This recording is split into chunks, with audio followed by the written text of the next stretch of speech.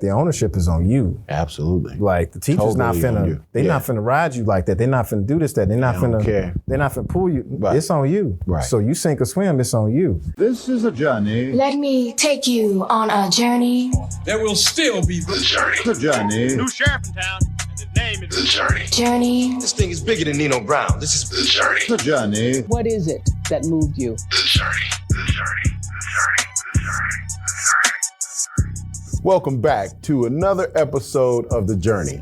I'm your host, Larry Robinson, and today we have a Memphis icon that I think you will really enjoy. But first, we're going to get to our quote.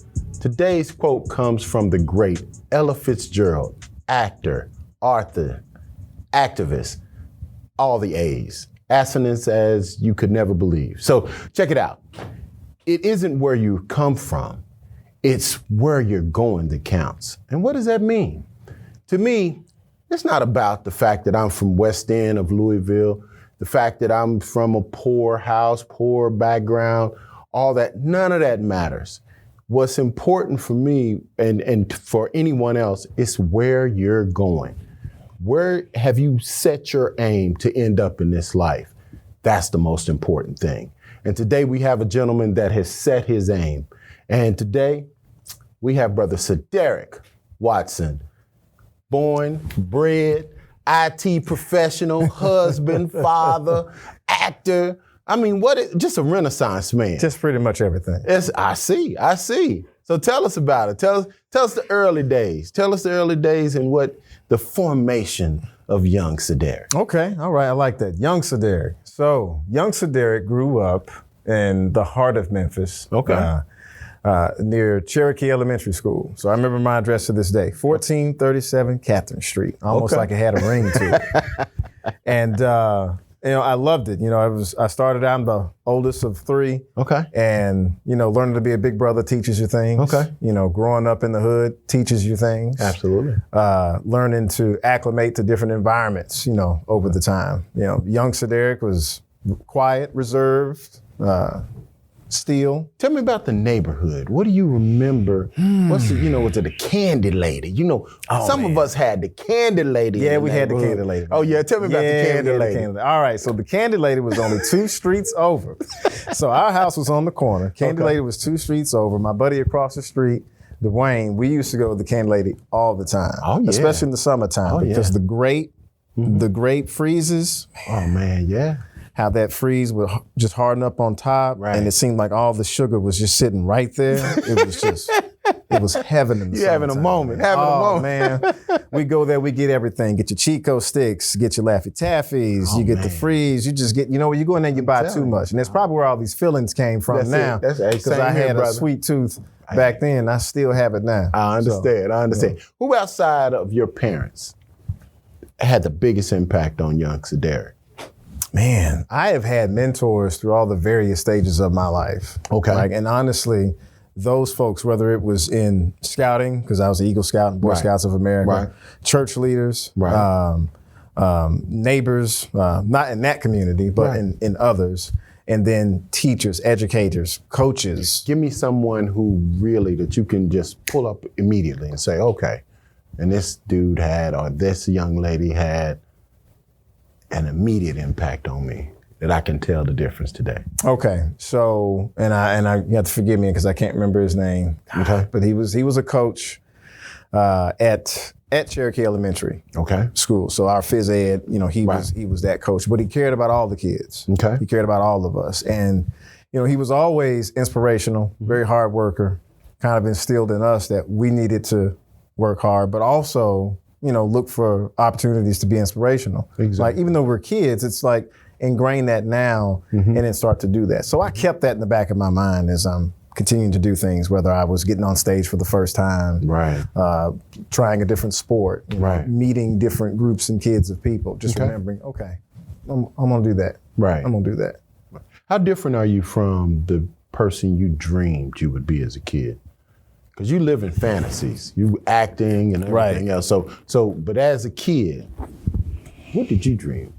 What was your dreams? Man, as a kid, I would probably say I'm honestly close. Really? Honestly, yeah. You wanted to be to what I dreamed about.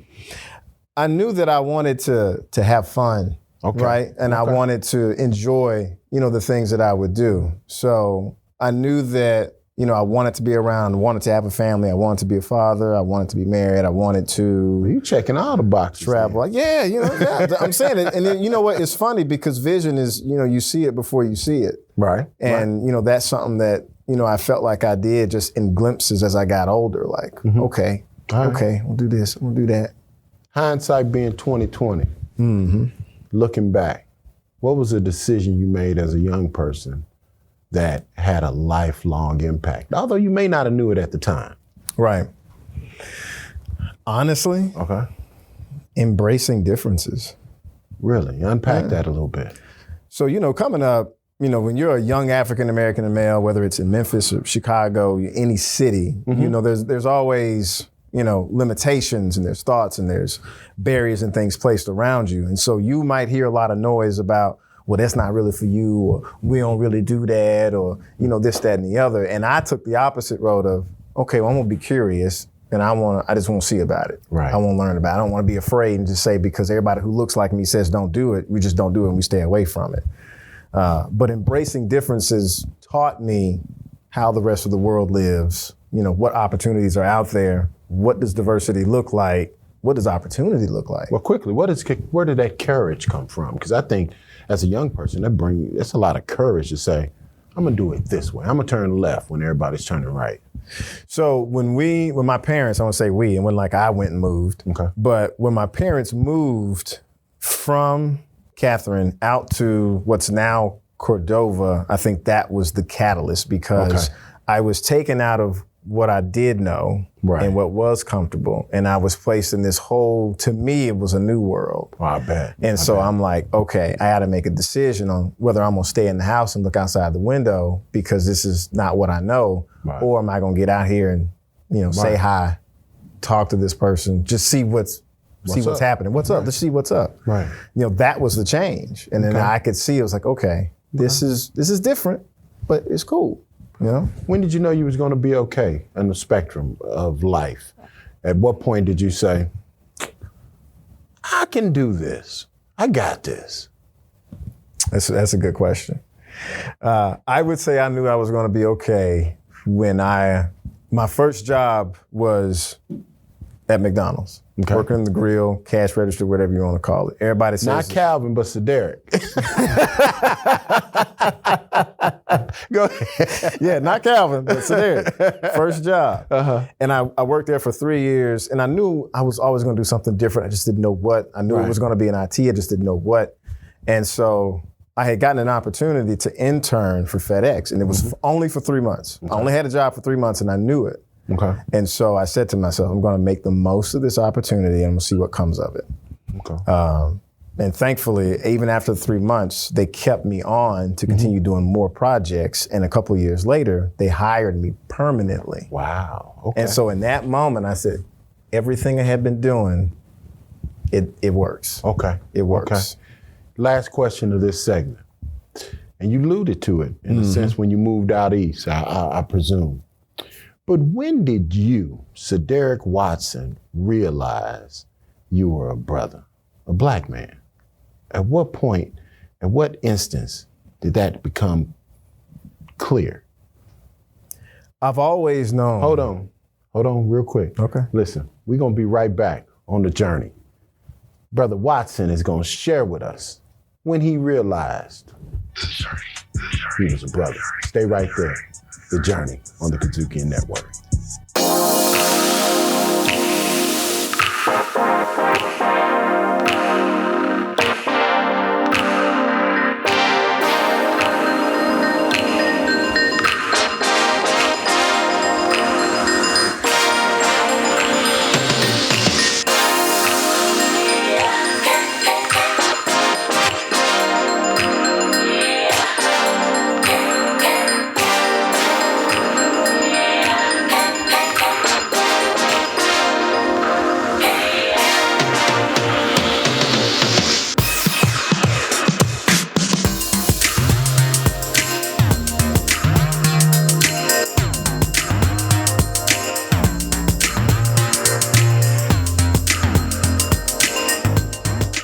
Welcome back to The Journey.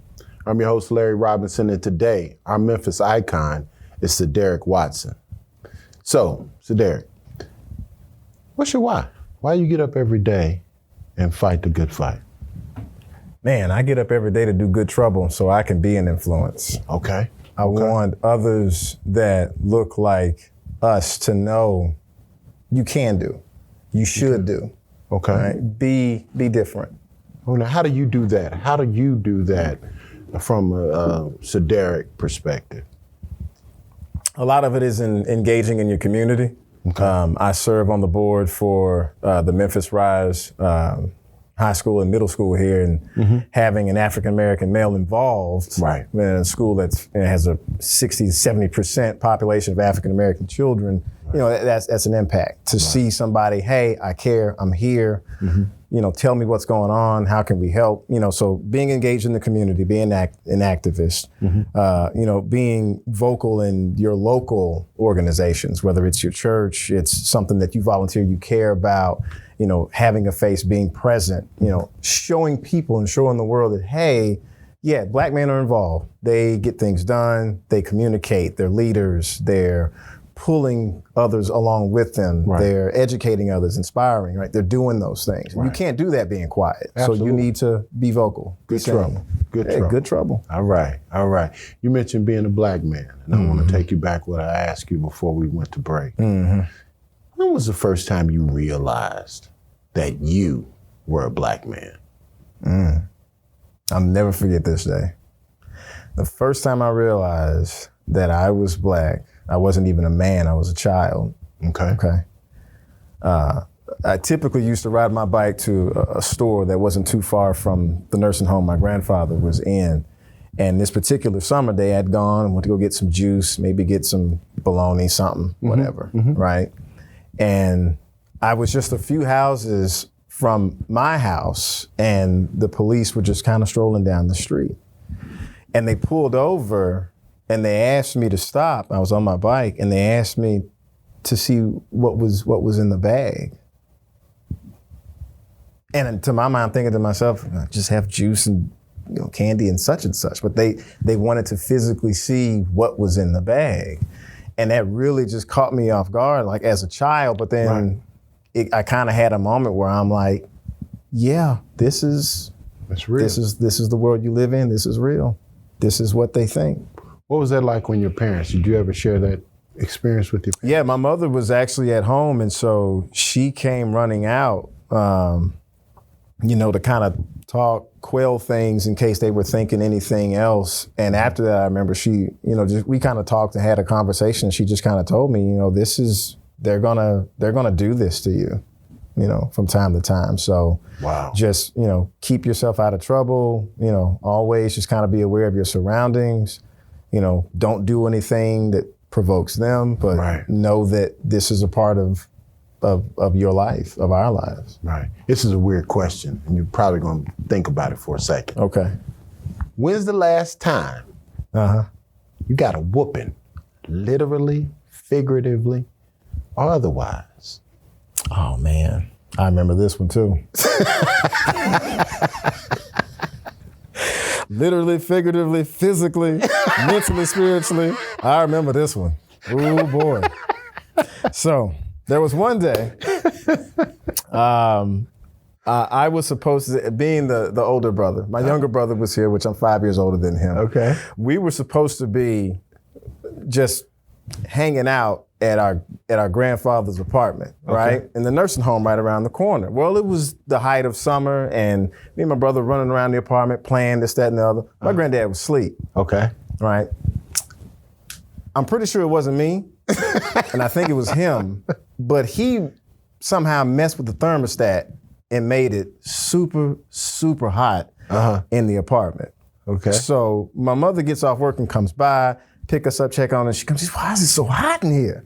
My granddad is sweating. Like, you gotta think he's a senior, he's sweating this, that, and the other. She's like, who touched the thermostat? I forgot what it was on. It was like close to like 90 or something. Oh, it was Lord. ridiculous. Man, when I tell you she beat the soul out of me, she beat the soul out of me. And I knew from that moment, I was like, oh God, I'm in trouble. I'm in so much trouble. Oh, and boy, I tell you, she beat me all across my room. Oh, Lord. And after then, I watched that boy like a hawk. You a model citizen don't and a do model nothing. babysitter. Right. I'm gonna lock your hands up. You don't do nothing. I hear you. Yeah, that was a day there. Tell me about your childhood. Tell me about the family structure inside the house. Okay. So my mother was primarily the one always around because my dad traveled for work. Okay. Okay. I shared a room with my brother, and my sister had her own room for, I guess whatever reasons. And, my mom always took care of us, made sure that, we ate and, everybody got to school and did what we were supposed to do and everything else. And, my dad, when he would come home after he caught up on sleep from being gone so long, we would play in the yard or, show us, how to take care of stuff, cut the grass, sweep up this, do this and the other. So the importance of, if you have something, maintain it, came with that. But, we took vacations. I remember going to the beach, new experiences. I ain't never been to the beach before. Going to the beach, this is cool. Going to Disney World and riding rides and eating cinnamon sticks or just, whatever. Right. Like my parents always tried to do something, whether it was a road trip or we go visit family, we go do something. Because they kind of stress that importance of togetherness, Awesome. Give me some memories that were really, really cool. Back young Syderek, I'm sorry, back in the neighborhood. What's a memory that, I used to think of the ice cream man coming, that ding, ding, ding, ding, ding, Oh, ding, yeah. ding, ding, and it was cool. like, I'd lose my mind, ice cream! So I'm wondering, what memories I conjured up when you... You'll probably think this one is silly, but I enjoyed this because I always felt like it was a superpower. Okay. Right? So I used to ride my bike a lot. Okay. Right? And we had a few hills and of course, streets and turns like everybody else. Okay. So eventually I worked up the confidence to turn a corner with no hands. Ooh. Yeah. That takes skill. Ooh. Ooh, it does. It takes some falls before you get there. Right. But I remember one day, there was this one particular corner that was always a challenge. Okay. Right? And I'm like, man, I gotta get this, I gotta get it. And unlike any other day where you got a bunch of, onlookers or you got folks riding, they try and do stuff too. Nobody was out there. It was just me. Just you. Just me by myself. Okay. So I remember I got a good speed. I'm going around, relatively there were no cars and things coming, and I hit it. And I stayed on, full turn, right back out to it. Man, I was amazed.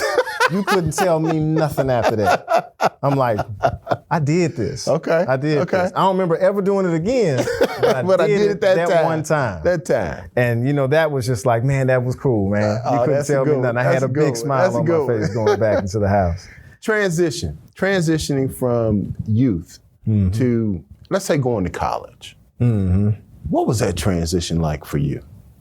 Man, I'll be honest with you. I was not on my focus, my P's and Q's when I first made that transition out of high school into college. What does that mean? I wasn't on my P's and Q's. So let me break it down. So like when you're in high school, everything is so studious and repetitive year after year. Assignments, you do this, take exams, you do this course. You tend to take that same thinking into college, and the difference is that the ownership is on you. Absolutely. Like the teacher's not finna, not finna ride you like that. They're not finna do this, that. They're not finna pull you. Right. It's on you. Right. So you sink or swim, it's on you. And I didn't realize that first year. So, I'd go to class, do the work, maybe not.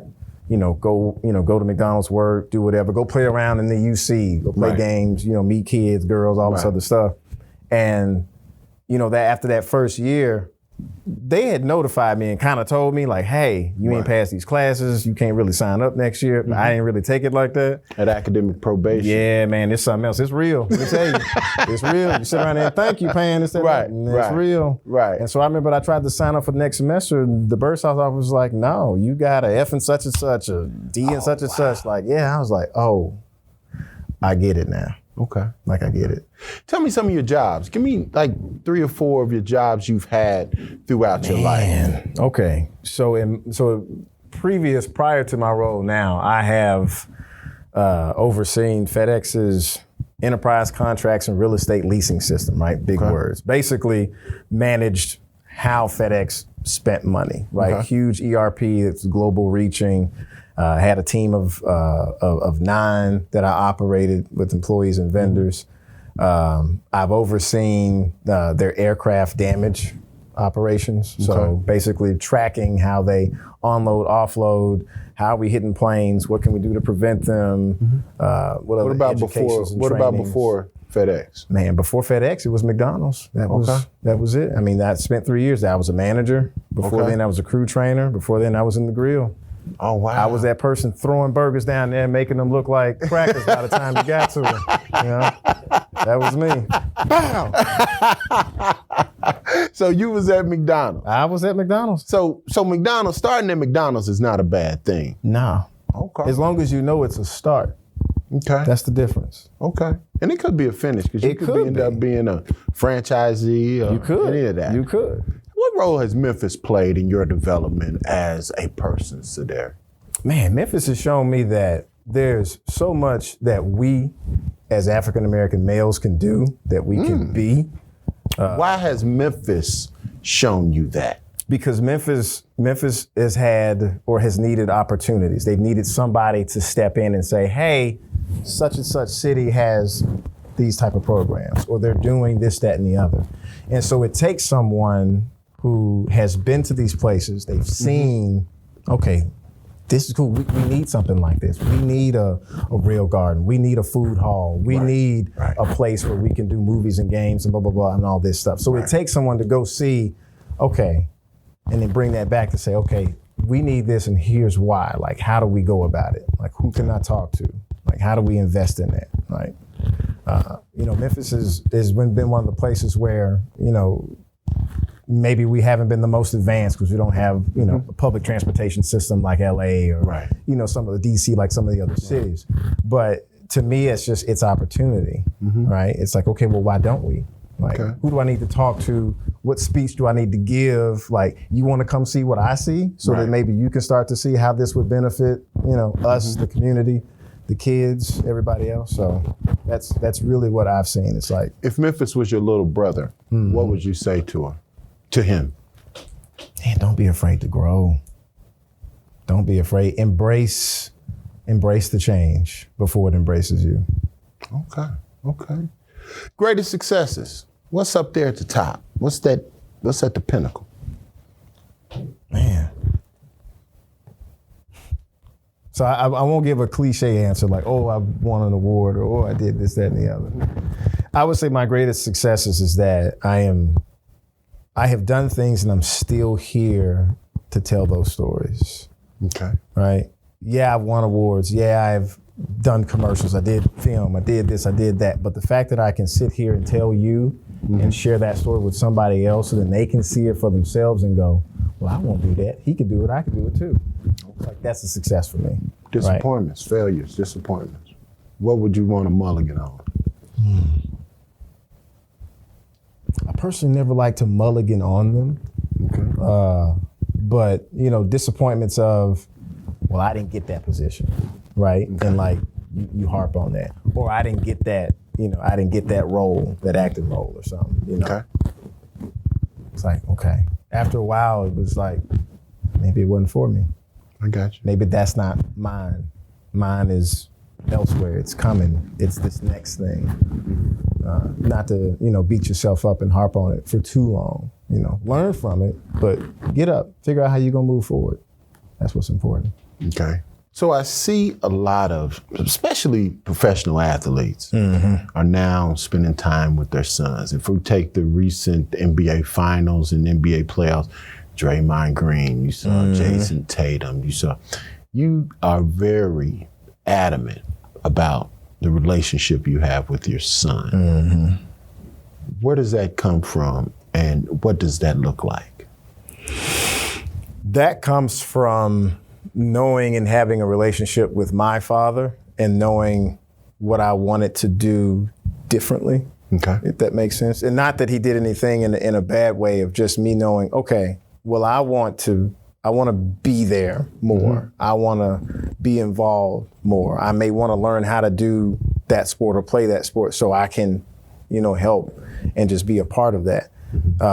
Their growth, the relationship, their journey and what it looks like is highly dependent upon our involvement, how much we're present in their ear, being there with them, sharing those new experiences. It means everything because you don't have all the time in the world. So I got to make the most of what I do have, and I want to be intentional behind it. Okay. You know, I know that he can go do whatever he wants. I mean, I know that he has a lot of support behind him, and I want him to see it. How important is the relationship with your wife?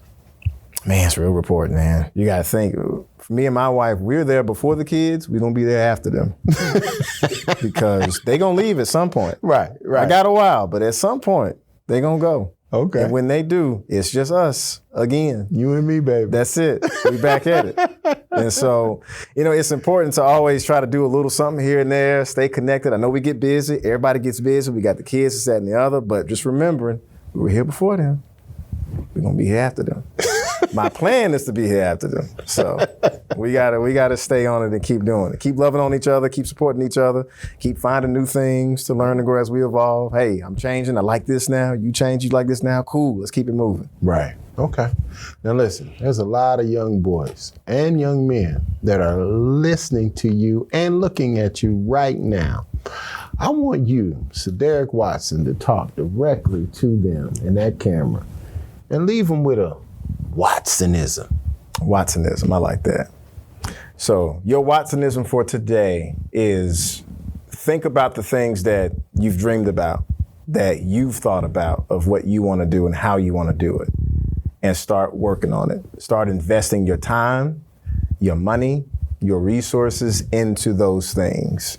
Do research on them and figure out year after year how you're going to continue to make progress, whether it's traveling, learning a new role, playing a sport, doing something in the arts, music, relationships, whatever, right? Start doing something that makes progress towards it and forget about anything else anybody's telling you because they can't do what you do. Only you can. I couldn't have said it any better. Only you. You got a potential and specific purpose that you have to fulfill. And I'm expecting you. I know Syderek is expecting you to fulfill it. I'm your host, Larry Robinson. For Syderek Watson and the team at The Journey, we want to thank you for watching The Journey. Till the next time. Thank you to our partner, the Grand Boulé of Sigma Pi Phi Fraternity Delta Chapter. To hear more incredible stories like this, be sure to download the KUDZUKIAN app from the App Store or Google Play, or check out the Journey Memphis podcast on all your major podcast providers. Also, check us out on the KUDZUKIAN Network.